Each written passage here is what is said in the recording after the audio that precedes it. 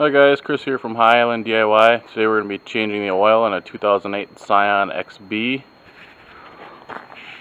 What you're going to need is 5 quarts of 5W20 oil. And this is the Quaker State part number for the oil filter. I believe it's almost identical cross-reference to Fram filters. Just a different letter sequence, but the numbers are the same.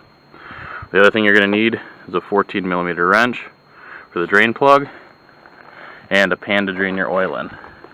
So to locate the drain plug and the oil filter, if you go in front of the vehicle on the passenger side, right underneath,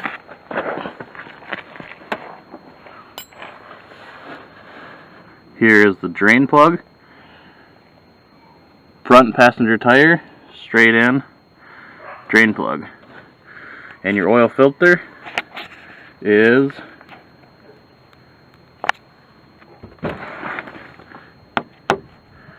right there. You can see the bottom of it from the bottom of the car. It's almost straight back from the drain, or straight forward from the drain plug. If you go from the drain plug, go straight toward the front of the car, almost right under the front headlight. That's where your oil filter is.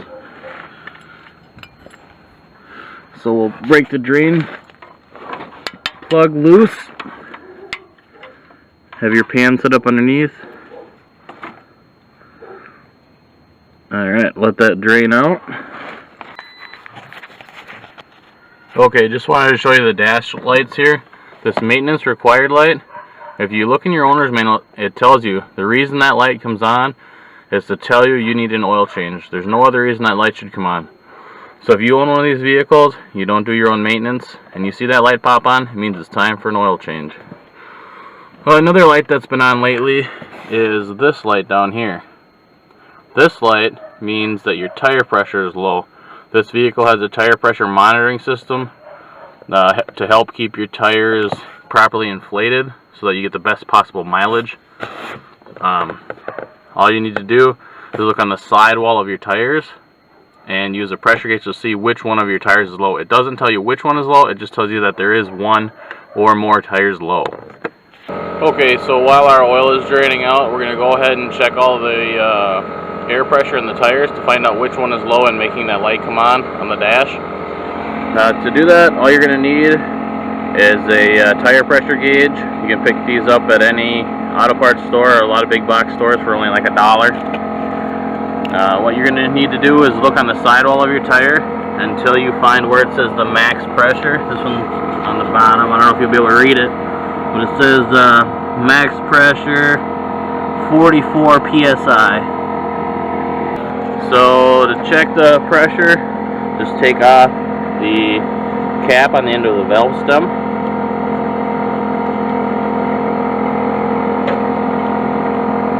This end push right on the end of the valve stem, and this pressure gauge will pop out the back and tell you how much pressure is in your tire. If we can focus here, maybe it won't focus, but it's right at 32 pounds. So this one is low. Max is 44. You want to run around 40. So it needs about 10 pounds of air in this tire. We'll continue checking the rest of the tires, and they all might be a little bit low because it's fall right now, so the air temperature cool down and the air pressure can decrease from the temperature change. So we'll continue checking all the tires and add to them if needed. Okay, so this is the 4th tire that I'm checking for pressure, and all of them are running the exact same, 32 pounds. So I'm guessing they were all underfilled, or with the cool down of the temperature they all decreased equally. So we're going to put air into them and keep checking the pressure until we get up to around 40 pounds of pressure in each tire.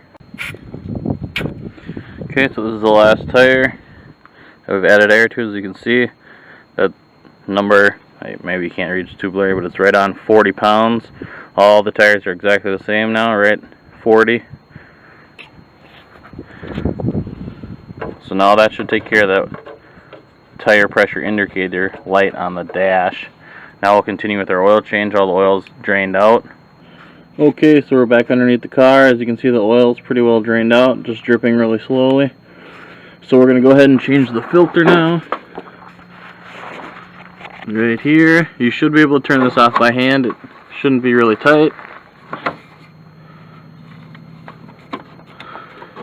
Now a little oil will spill out when you undo that, so make sure you have your pan underneath and or a rag handy.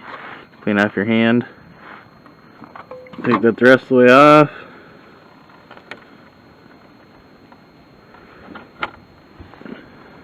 As you can see, more oil is leaking out of the drain hole now. We'll let that continually drip until it stops completely before you put the plug back in. Okay, as you can see, the oil is done dripping now, and I've replaced the drain plug.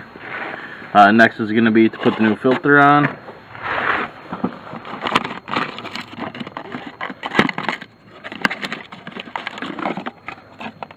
Here's the new filter.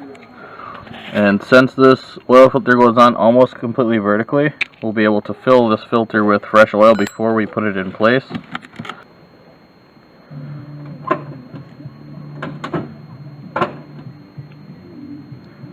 Slowly pour oil into the filter until it gets full. Let it bubble in and fill the filter element.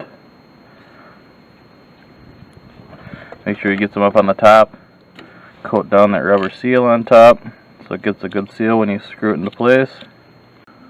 That should be good enough. You shouldn't need to add too much oil to the filter. Then just put it back in the place of the old one. Okay, so there's the new filter in place.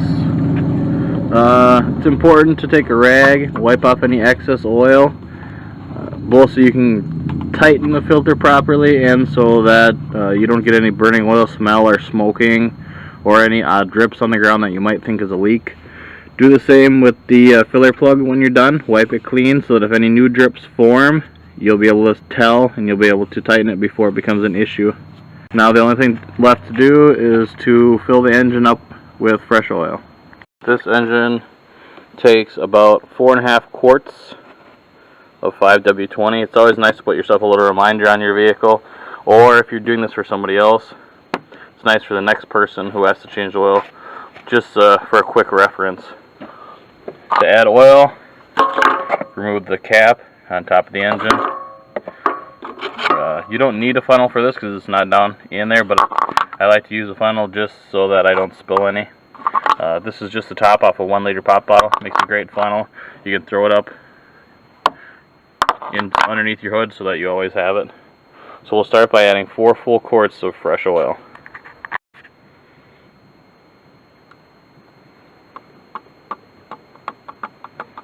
There's 1 quart.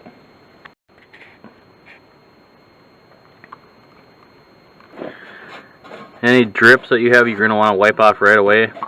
Don't let it run down on top of the engine, because in the front of the engine you have your exhaust manifold right here, and that's going to smoke as soon as you warm the vehicle up. It's going to stink and make you think there's something wrong with your vehicle, so just make sure you're careful and you add the oil slowly, and if you do spill, stop and wipe it up right away. Alright, there's 2 quarts.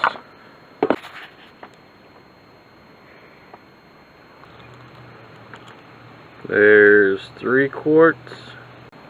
And that's 4 full quarts. Now the partial quart that I used to put oil in the filter will be our top off quart. I used 4 fresh unopened quarts to fill this. And since we dumped about 1/3 of a quart into the filter already, what we're going to do is start up the vehicle, back it down off the rams onto level ground, and then shut it off, let the engine sit for 5 to 10 minutes for the oil to settle back down into the oil pan, and then we'll check the level and top off if needed.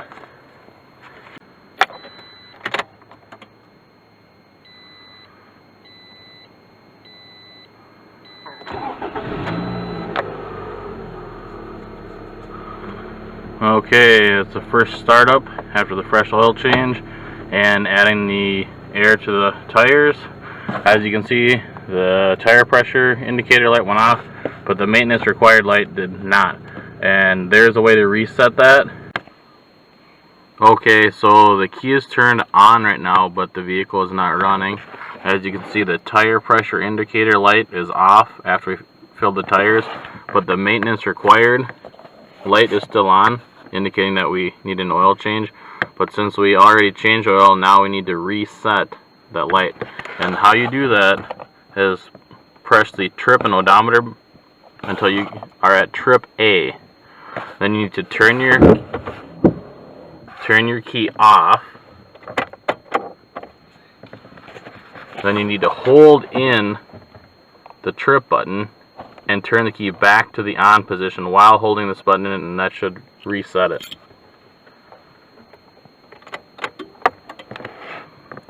Keep holding it as the light blinks.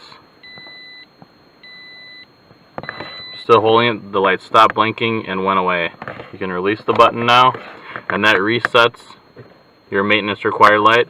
It'll start blinking again around 35 or 4,500 miles, and it'll stay on constantly at 5,000 miles to remind you to change your engine oil.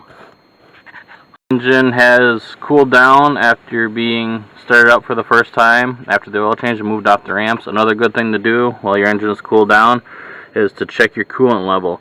On these vehicles, there is no radiator cap where you can check.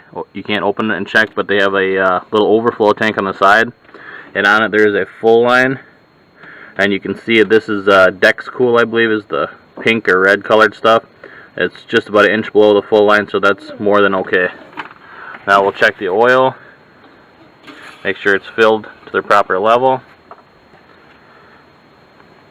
As you can see, it's 3/4 of the way up between the two holes. The top hole is the full line mark, and the bottom hole is the low. So that's within operating range. Now, according to the manual, this vehicle actually consumes oil. So it's very important to continually check your oil, just to make sure that your engine isn't over-consuming oil. If it is, you're going to need to take it into a service shop and have them find out why. Thanks for watching. Hope you guys enjoyed the video. Please remember to like, comment, and subscribe, and we'll see you in the next video.